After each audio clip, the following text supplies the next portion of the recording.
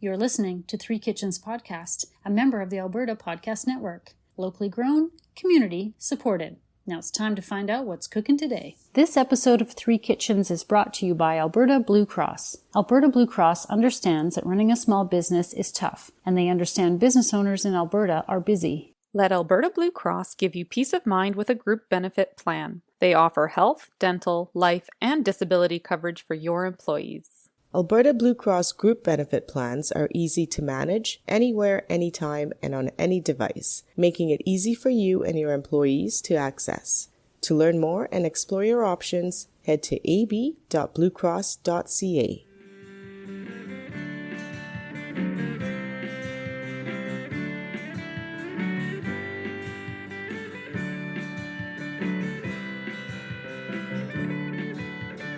Hello and happy summer and happy final episode of Three Kitchens Podcast for Season 2. Woo! Season 2! All right, I am Erin Amazing. Walker and I am going to take you through this very last hurdle of our season. And running alongside with me are Sarah Somasundaram and Heather Dyer. Hi, listeners. Hello. Well, I've got something fun and sweet and hopefully easy. And Have you told us what you're making, Erin? Because usually sometimes we let it... sometimes you already know. I have I said, know. but if you don't know right now, I'm not going to say anything until I I announce know it. what it is. Oh, damn it. So Heather, Never But you pay know what? attention. Sarah was away on holiday as well Yeah, for a exactly. little while, and we had some conversations that maybe she wasn't privy to. that's right. So Okay, but before we get into that, I wanted to share with you some fun stuff from my book, The Mennonite Country Cooking, Food That Really Schmecks. As I've talked about before, you Yes. guys know about it. We love Edna. yeah, Well, she is the author, but she basically compiled a bunch of recipes. She hasn't even made them all, which is The really woman just who- strikes me as kind of funny. The woman who measures things in different ways, correct? Like with buckets well, and it's not dessert sometimes- spoons. her measurements; it's the recipe she's Yes. acquired from others. No. Right. Yes, so she can't be blamed for all of it. No one's But blaming. some of them But she she does put her make. face on it, so we might as well throw her under the bus. Yep. Her face and her beautiful quilted sweater. Yeah, she's just adorable. Okay. In the back of the book, there is a section called Home Remedies for Things That Might Ail You. Ah. And there's a whole bunch of things in here. I won't go through them all, but there were a couple that I thought were interesting. So she puts a few things in here that came from a book called The Everyday Cookbook by Miss E. Neal, published in 1884. A few years back. And it was a book that her mother had. And she says, Mother said she didn't find it very useful, despite the following suggestions. So I'm guessing that means she likes these ones. So here's an example. It's a remedy for leanness. Leanness, No, wait. Okay. Remedy for leanness. So to put on weight. I guess. Something So I funny. certainly don't need this remedy. What but is okay, wrong let's with hear being it. lean? I don't know if there's anything wrong with being lean, but okay. So first, restore digestion. Take plenty of sleep. Drink all the water the stomach will bear in the morning on rising. Take moderate exercise in the open air. Eat oatmeal, cracked wheat, graham mush, baked sweet apples, roasted and broiled beef. Cultivate jolly people and bathe daily. I like cultivating jolly people. I mean, I really, like we that. should. I really like that she Yeah. added bathe daily because you Yeah. know what? Just say that every single time so people will smell better. I really, she probably had. Nobody has time to bathe daily. Running through the sprinkler on the lawn. It is summer. That counts. Bathe This was daily, guys. 1884. Okay? Especially in the summer. Okay, here's another one for fever and ague, which I believe is the same thing, isn't it? Isn't ague like a flu or fever? I've never or- heard that word I've before. never heard that so term Oh. before. I think it might be a flu. I'm going to say that now. I have an ague. I don't want to have ague, so I don't want to say Ague. that. 4 ounces galangal root Ah. in a quart of gin, steeped in a Oh. warm place. Take often. Galangal root is the ingredient that we spoke about in the last episode that I did with the satay. Yes. It's like a lemony Oh. ginger.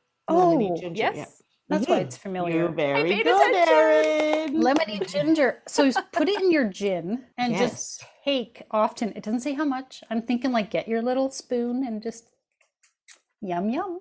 Okay, well, I guess I do have ague because I must now make this galangal gin. Nice. And let Now, it steep in a let it warm steep. place. In a warm place. That's it. So warm gin, frequently spooned in. Yep. Sounds good. Okay. And how about to restore from stroke of lightning? Okay. If you've survived the lightning strike, here's how to restore yourself. Step 1, survive lightning strike. Survive Step it. 2, You're still restoration. breathing. Okay. Shower with cold water for 2 hours. Oh. 2 hours in a cold shower sounds really awful. If the patient does not show, oh my God, you guys, I didn't read this ahead. Now okay. Shower with cold water for 2 hours. If the patient does not show signs of life, Oh no. put salt in the water and continue to shower for an hour longer. Nope.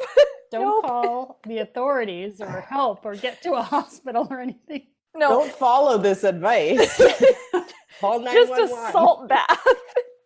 Okay, Oh my gosh. you have to forgive them. They didn't have an AED on site. That's right. So, That's right. a salty cold This is bath. the 1880s. Yeah. Okay.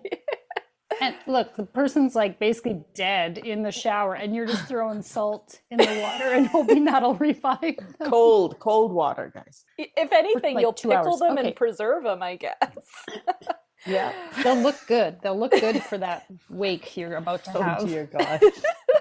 Okay. And Okay, so, I'm here's sorry, another was one that that one of the ones that she said was good? Does that mean she guess has these are the- experience with it? This one was a gooder. This was a keeper. This one's gooder. I don't know. I don't know. Or maybe that just means her mother thought these were as fun as we think they are. It could be Maybe. that she just picked them out because she enjoyed them as well. So Okay, let's here's hope that's it. one last one. The quinine cure for drunkenness. Now, again, kind of like leanness, do you need to cure yourself of drunkenness? Like if I I'm don't- drunk, how I'm do probably you having cure? a good time. Okay, well, okay. Maybe if you're Alright. drunk all the time, Yeah. that's the Oh. issue. Take a shower. No. Salt. Okay. Okay, first of all, pulverize 1 pound of fresh quill red Peruvian bark and soak it in 1 pint of diluted alcohol. Oh, already we're adding alcohol to drunkenness. Oh dear. Oh, hair of the dog. It's hair of the dog. Okay, strain and evaporate down to 1/2 pint. For the first and second days, oh my God, how long is this drunkenness lasting? Wow. For the first and second days, give a teaspoon every 3 hours. If too much is taken, headache will result. Is that on top of the headache you already have? Or Yeah, no shit. In that case, the doses should be diminished. On the third day, give 1/2 a teaspoonful. On the fourth, reduce the dose to 15 drops, then 10, then 5. Do you think this is why this person is drunk for 3 days? Because he's Listen, 7 days now. We're at 7 days. 7 days, it is said, will cure average cases, though some require a whole month. is she talking about drunks? Maybe like I think this is alcoholism? alcoholics. alcoholics. I don't think you can cure alcoholism, but And Like, okay, maybe this is like it is detox. 1880 what? And you're getting some Four. sort of Peruvian bark? Yeah, that's Like, that's okay, a galangal So ginger. don't worry, I'm gonna travel to Peru, honey, and then we've got a 7-day cure to your drinking problem. Get on the boat. 1 month if you're the worst of the worst drunks. It said, when Mother and Daddy were in the United States on their honeymoon, they bought the Everyday Cookbook, published in 1884. So I don't know. It was in the States. It sounds like an American published it originally in the 1800s. It's still not that much closer to Peru. No, Yeah. I know. I'm just wondering, like, where did she get these ideas and these remedies and things? Anyway, Ooh, quite do you think fun. the Peruvian bark is that stuff that they use in those, like, people go for Oh. those hallucinogenic, Yes, where you all sit around and Therapy. smoking something and then you like barf your face off? oh, Right. Ooh. I think a friend of mine did that one time. Ooh, What? It fun. sounded awful. Oops. No, that thanks. does sound awful. All these remedies sound awful, but so fun to hear. I almost want to hear more, but Yeah. I guess we have to get There's- to the recipe. There's a couple more, I think, but one of them is like if you have diarrhea, Just No, let's not go there. Let's not go there, please. Take a shower. That's all. Take a Shower and salt. I'm just Shower going to start daily. throwing salt at my children when they're in the shower. it's good for you. It's electrolytes, guys. Electrolytes. I already throw the salt over my shoulder like a freak, so I might as well throw it at my children too. Just don't get it in their eyes. The devil's eye. Oh, that's right. Ooh, maybe my gosh. children will just poof disappear. Yes, I did just refer to my children as the devil. Can you Okay. listeners tell that the kids have been at home, out of school, summer started. We're just loving the company, but it's been hard. And that's why season 2 will be wrapping up at the end of July. Thanks for That's joining right. us, because we're going to be fucking loaded for the rest of the summer. No. And then in September, we'll be taking our cure for drunkenness. Yes. We'll need the month-long cure for drunkenness. Let's Because order we are the worst Peruvian- of the worst. Get your Peruvian bark, Let's ladies. order that Peruvian bark, and so it'll be here and ready for us in September. Okay. Good stuff. Let's talk some yummy food. All That's right. what we really I want. think this is going to be a yummy, wonderful wrap up to the summer. And I think this is a fun, different way to make a dessert. I need all the stuff that's going to make me feel better Happy. about life. And it's going to be through sugar. So in the summer, when we have all these wonderful fresh fruits that we get in season, we're always baking pies and making crisps and doing cakes, and you know, that's nice and all, but this one, That's nice and all. this is gonna change it up. And you know, my kid doesn't really like cake for his birthday, so maybe I can whip this up instead for a Okay. birthday treat. I have one of those children as well. Exactly. Mhm. So we've done giant cookies before. This year, I think we should try making a giant frosted strawberry Pop-Tart. Ooh. Yum, yum. Okay, so this comes from Tegan Gerard's Half-Baked Harvests, Okay. and it's online. You can find it on her website. She is like the master of photos of food. I don't know what you guys think, but Mhm. I think so. Yeah. every time I go onto her website or see her stuff on Instagram, I then get lost in the spiraling pit of how did Tegan take a picture of this and make it look so delicious. Food porn. She is good at it. Mhm. And it's all like messy delicious. Like it never looks like perfectly plated. It's always kind of like crumbled and there's sprinkles. And I look at her pictures all the time and I'm like, how are you But so you good know at that making that takes this? a lot of effort to make it look messy. And it looks delicious. Yeah. It looks delicious, messy. She Yeah. can You take can the almost most taste it. mundane thing that's like Mhm. all beige and make it look amazing. Yeah. Yeah. She's a fantastic. Anyway, so Tegan's our best friend this week on the Hey, podcast. Maybe Hi, she's Tegan. listening. Yeah. Hi, Tegan. Hi, Maybe you'd Tegan. like to come on the podcast sometime. Yeah, no kidding. Tell us how you take those photos. Let's have a photography tutorial from her. Oh, I Yes. love her stuff. Anyway. Never mind, her recipes are also really Oh, good. yes. So I'm going to make a giant Pop-Tart. Giant Pop-Tart. Okay. I am here for it. And you guys I are would gonna like half eat of it, please. No, just- Okay, so you can make this. She has the recipe written so that you make it the size of a baking sheet. Ah, And you okay. just cut it up, and then everyone gets like a slice of Pop-Tart. nice. And she even goes as far to say, don't even bother making your own jam or preserve. Just buy it at the store. Make it simple. But Mhm. Erin's not going that route. But I have rhubarb and I have Yeah. strawberries. So I'm actually going to modify it a little bit Right. and put strawberry rhubarb. Because Yum. honestly, it takes nothing to chop it up, throw it with a ton of sugar into a pot, and boil it down until it's nice and thick. Exactly. If you're not actually Yeah, like canning jam to keep it for the winter or whatever, exactly. it is the easiest thing to make yourself and just pop in a jar and put in the fridge and Yeah. eat it over the next month or whatever. Like you really don't need to buy jam. No, but So easy. I love that she's made this so accessible that just go out and buy a jar of jam. Don't even worry about anything else. So, Yeah. you know what? If I fall down on my face and can't do this anymore, I will buy a jar of jam. But I have some really good rhubarb right now in my garden, and I love strawberry rhubarb pie and strawberry rhubarb crisp, and so I'm gonna make strawberry rhubarb Pop-Tarts because I think that tangy sweet jam is gonna be. Mhm. Oh, and instead of making it on one giant sheet, I think I'm going to make it in 3 strips. so that we all get a strip of Pop-Tarts. Ooh, we get a strip of Oh. Pop-Tart. So you can just cut up your strip and Cute. enjoy it with your family, which I Awesome. think might be a good, I don't know, like what a great, I love this alternative to a pie or a cake. I That's think what that's, yeah. I'm going for here. I Fantastic. think it's a really smart idea. And I mean, you could do any fruit you like. I believe she has a Nutella Pop-Tart or some sort of chocolate Pop-Tart Oh, recipe yummy. where she makes like a really delicious filling with it. You know what would be good is like lemon curd. You could even make it like a shit. salted lemon. Oh shit! Now I might have to make 2 Pop-Tarts. No, I'm not going to do Salted that. lemon and like a lemon curd or something inside there. I thought of that because wow. I love lemon pie so much. And remember, we had those lemon Pop-Tarts with Yes. the mess hall tea? That's right. Yeah. That's right.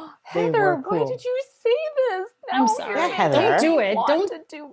No, don't do Okay. it. Do your plan, and then later we can. Okay. Later, Heather can make the No, I lemon meant one, Erin and I'll can make the make the Nutella one because I need chocolate. So let's go. Oh, here, let's make this 3 kitchens on assignment. I'm just going to hand out recipes for you guys to make, and then I'll review them at the end. No. That was it. Sarah's like, fuck you. I'm not doing that. Already done my I just last made you recipe for saute. Serve me something, damn it. We're almost on holidays. Like, Yes. let us have a holiday. Yeah. But Okay. yeah, let's hear So this, let's go 'cause into this the summer seems with like this. something we can make during the holidays. You know so what? This sounds like a really easy recipe. It's a mixture of white and whole wheat flour. You cut in some butter to it. You add salt, and it's like making a pie dough, really. Right. And I'm of the camp that making a pie dough is easy. So mix together your dry ingredients. I'll be grating my butter on my box grater to break it into pieces. The cold butter, right? Yes. Cold water. Cold butter, cold That's the water. trick. Yeah. And if you have all the time in the world, freeze everything. Right. We learned that from Samin, That's right. our other very good friend. Hi, Hi, Sameen. Sameen. Hi. All right. So you make a big bunch of dough. You split it into 2, roll it out flat, put in your preserve, roll out your second piece of dough that covers on top. You get to crimp the edges with your fork. How thin does the dough need to be when you roll it out? Because I would think it needs to be, you don't want a big, thick. No, it says roll Crust, out right? each half into a 1/4 inch thick rectangle. Transfer onto a parchment lined baking sheet, spread on your jam, leave a border, lay your other half of dough, crimp your edges with the fork, bake it for 30 minutes, and then you spread your frosting on top. And your frosting is sugar, powdered sugar, vanilla, hot milk, and fun sprinkles. Fun sprinkles. You make it sound very easy. It But sounds very I'm not easy. that person who's like, yeah, pie crust is the most easiest thing in the world. Now I can make it. It's making it look pretty, especially if it has to be quite thin, and getting it into like a shape that you want it to be. That's why I like the galette, where it's like, Oh, yes. it doesn't matter what it looks like. You want it to look rustic, right? Right. So this Yeah, to me that's- I'd be a little intimidated about like actually getting at the consistent thin roll. I mean, I wouldn't, if I were making them, I wouldn't worry about it looking perfect because I know they're going to taste delicious no matter what. Right. Oh, well, that's why I'm not making individual Pop-Tarts. I'm going to make 3 slabs on my Right. baking sheet, and bada bing, bada boom. Bada bing, bada boom. I think this is such a great idea. Yeah. Mhm. If you go to like a farmer's market and, you've got the people who make like nice jams there that Yes. like go pick up some Saskatoon berry jam from one of your like a farmer's market, or Yep. this is going to be a good, yummy. Or when your neighbor gives you jam they make every fall and you're like, what should I do with this? Now you have an idea. You can make it pop. And I feel like you could do this, like you said, the lemon curd. I was also thinking like peach. oh, yum.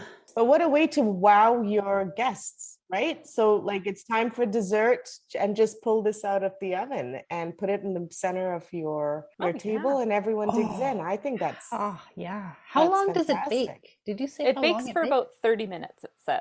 So you could have it prepped and like in your fridge, and then when you sit down for dinner, put it in the oven, and then You Like, need it to cool before you ice it, though, I would think. But I don't know. kabam. Sure, it'll work out good. I have a good gonna be tip great. for handling your pie dough when it's long and thin. Oh, So stay tuned. excellent. When it's long and thin, listeners. How to handle it. You heard. We're done here. We are so done. You heard her right. This is no longer a food podcast. I just changed my voice. Just check out Tegan's recipe because there might be nothing more after this. It's just gone downhill so fast. It's a slippery slope in here today. All right. Yeah. Okay, thanks, Erin. Can't wait to eat it. Yes.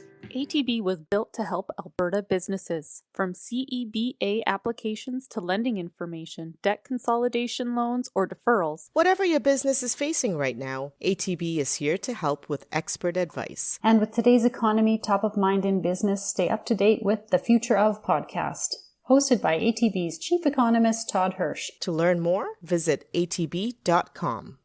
Alrighty. Welcome back, everybody. End of season, beginning of summer. Summer vacation. Sorry. Summer vacation. Not summer school. No. Let's say we're taking a hiatus.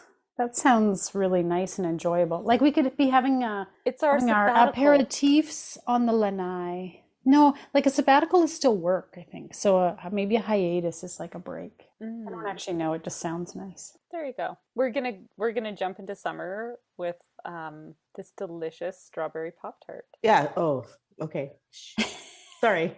Wait your turn, Sarah. I can't. All right, I made my own strawberry rhubarb jam for this. Rhubarb from the garden, strawberries from the store. But I think I got like some excellent strawberries from the store because sometimes they're kind of Tastes like juicy water. and flavorless. Yeah. Mhm. These ones were a little bit smaller and they had nice. lots of good flavor. And then I looked up a no pectin jam just in some of the cookbooks that I had and I just kind of went with it. So it was a mixture of strawberry and rhubarb, 4 cups that I added 3 cups of sugar to and the squeeze of half a lemon.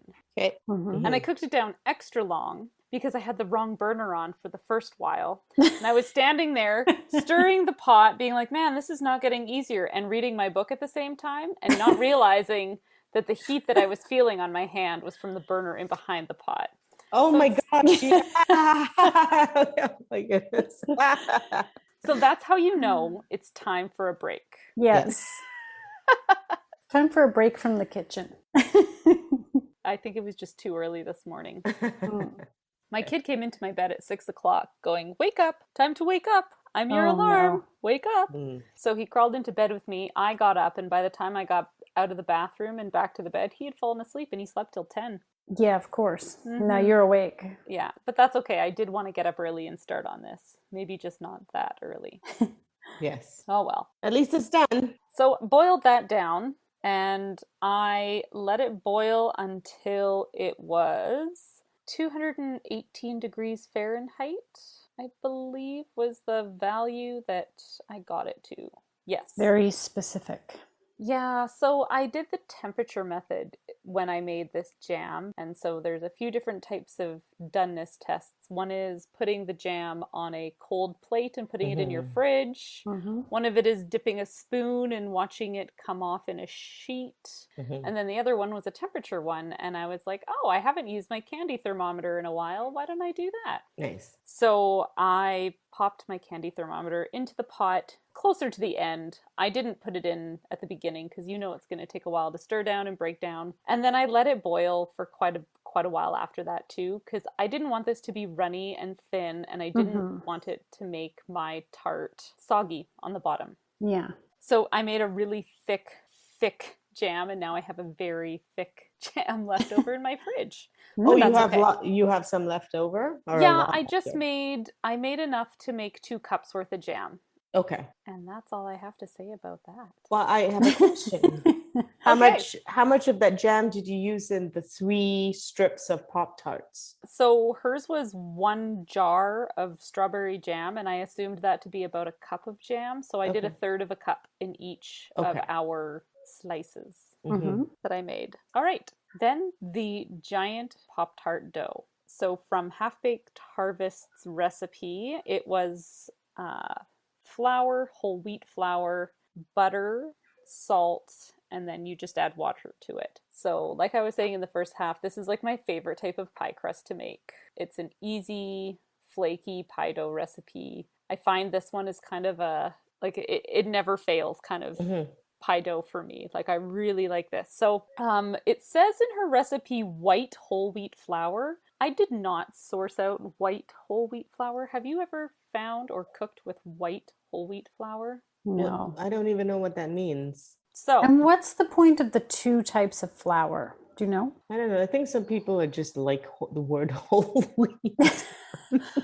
Now it's called healthy. I think the whole wheat flour, it gives it more of a chewy texture. Okay. Oh, Makes It's going to sense. be my guess because like a regular pie crust dough, it's it'll flake and break and melt pretty fast, but this is a little bit chewier. Like you can chew those grains. Okay. And I think it maybe holds together a bit more. It was pretty easy to work with.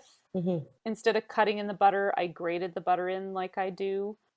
When I do that, I like to roll my butter in the flour before I hold on to it because it helps it not slip in my hand and melt as I'm Okay. grating it. good tip. And then you added in your cold water to it. It says a tablespoon at a time. I feel like a pie dough. Pro. I have experience with pie dough, so I was pretty like it was pretty fast and easy to make. It worked pretty good, even though it was the whole wheat flour. You had to be a little bit slower rolling it out because it could crack a bit. Oh, okay. Okay.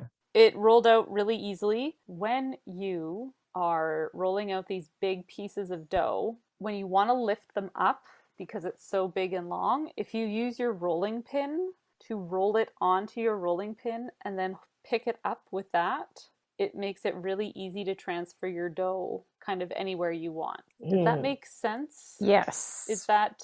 Yeah. This was your follow-up on how to handle long and thin. Yes, that's right. Uh, You have to get a pin to handle long and thin. Like a rolling pin. Sorry. So we divided 2 pieces of dough, rolled it out. Did you roll it in the baking sheet or did you roll it on a Oh no, just on mat? a floured Right. countertop. Okay. So it suggests that you cover the baking sheets and then place it in the fridge for an hour before you bake it. I didn't do that. I was just like, nope, this is the express line. We are moving fast through this. Erin's the pro. We got no time for that. It baked in the 400-degree oven for 25 minutes. I separated the 3 different sections that I made and baked them separately on different pans, just so that one pan wasn't too crowded. So that's why I think my baking time went down a bit there. Okay. It also had an egg Wash. wash on the dough. Thank you. And I usually don't do that on a pie dough, but I have to say I will now do it forever. Okay. You don't normally? I thought that was like a thing you do with pie dough. So I think it is the thing you do with pie dough, but I just never... I I just don't usually really don't make make a pie, pie but- that's covered on top. If I do make a pie that's covered on top, it's not like a pretty... I don't know. I just never do an egg wash. I almost forgot to egg wash the last one as it went into the oven. I put it in and walked away and then went, oh no, and ran back and washed the egg onto it. Yeah, I would say that is key, and it's something that I'm kind of lazy with and I never do. But I could see the difference between the one that got it a little bit late and the ones that I did better on. So I definitely think an egg, even though it's like, does that really make that much of a difference? I think it actually does. It makes it So- like brown and crispy. Yeah. I do washes on my like buns and pie crust and everything really for the color. Is there a different reason for it? I think it makes the texture. You get that nice crispy top. Yeah. Okay. It really it makes that top crispy and that's like good to know. shiny, and I really liked that. All right, and then the frosting was just 2 cups of sugar, powdered sugar, and then it was a tablespoon of vanilla extract, 2 tablespoons of hot milk, and then keep adding it as you want to change the thickness. Okay. I thought it was too much vanilla in the icing. I don't know. That does seem like a It lot made of it vanilla. almost brown, and I was Yeah. like, maybe she meant teaspoon, but tablespoon we did. So, all right, guys. So I made these Pop-Tarts. You handed it to me and I had it in like on my two hands and I was like, ooh, there's some weight to this. Like this is not just a skinny little Pop-Tart. Like this, I'm like, there's some jam in here. And was so beautiful. You could tell that there was a lot of vanilla in that icing. And I think you could just adjust that to taste. I mean, who measures vanilla anyways? It's even odd. Right. I always find it odd when they give a measurement because it's like, who does that? Just pour some in. Yeah, I actually, when I looked at it, I thought maybe it was maple or something because it had that color to it. So I cut like just the end off. You did warn me it was very sweet, and it absolutely was. But I like that because, you know, I have the sweet tooth. I like sweet. Yeah. But also because you could just have a little, like a little piece of it and be satisfied. You don't need, like, when you think of the store-bought, how big those things actually are. This was like, my son said, why would anybody buy those Pop-Tarts? And I'm like, yes, this is the problem when you home make anything. Because it's always so much better than the store-bought thing that you never want the store-bought thing again. Ever again. So you've ruined my children for Kellogg's Pop-Tarts. So I agree with your son. I don't know why you would buy a Pop-Tart. I know, I don't like them either. Right? Like, I mean, Pop-Tarts from the store, you know, it's one of those childhood things, and then you grow older and you're like, what the hell? But then you grow older and then your friend makes these Pop-Tarts and you're like, I love Pop-Tarts again. Yes. They're so good. And that pie crust, so, like, I really like the pie crust in this. Yeah. Like flaky and just, the texture was great. Yeah, and I wonder if that's the whole wheat flour in there because I don't know. I mean, when I compare it to the other pie crust that I make all the time, this pie crust has twice as much flour and twice as much butter, but this almost the same amount of water. Oh, I see. Is interesting. I thought it was really good. I might actually try to make this as a whole wheat pie crust next time I make like a chicken pot pie or something. Oh yeah. I'm you're gonna drop that off too? I mean, if we're gonna test it out to see which pie crust is better. You can trust my review. No. Man. She's really done. She's done. I'm done for she needs her hiatus. This was flaky. Like I warned the kids, be careful because it might make a mess. You know, kids make a mess anyways, but because it's a little bit flaky. But it wasn't like falling apart in your hand. That's right. You could cut it. You cut that piece off and you had a nice little tart in your hand. It didn't fall apart. It was big flakes, like almost. Yeah. And it didn't hurt. It wasn't like it was too hard and crunchy, right?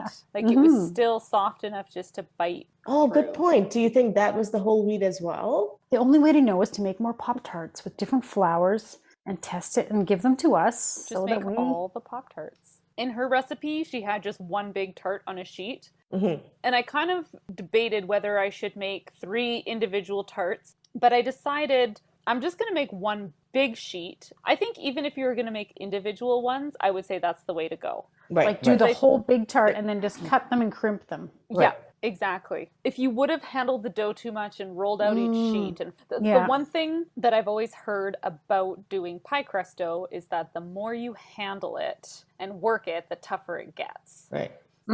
Because you want that butter to stay cold. So if you handle it too much, it gets melty and then it changes the texture. And then it's not flaky, right? Yeah, then it won't flake like it did. So yeah. Well, that's a great tip because I think it would just be faster that way too. Oh, so yummy. So yummy. Well, I think this is a really delicious way to use up some of your berries, fresh fruit, whatever you've got going on in your garden.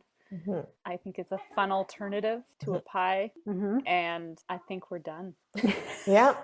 And you know what? Great thing, have a barbecue in your backyard, invite Erin, and maybe she'll bring this for dessert. This would be a great thing to bring. It is really easy to bring and transport. Yeah. Totally. Yeah. And it's impressive. It looks cool. You'd be like, what's this? You know, a giant Pop-Tart. All right. Yay! Thank you, Erin. And see you guys in season 4. No, right? 3. 3 season. Wait, let's try that again. And tune in, guys, in what is it? September? October. We don't even know. We better not say that. Tune in the fall. We will be back with season 3 and a lot more recipes. So let us go. Let's go and pour a drink on my deck and think of Yeah, future recipes. totally. Get hungry. Have a great summer. And now for the fine print. Remember, when you like, subscribe, review, or share this podcast, it helps more people find us. Thank you so much for listening.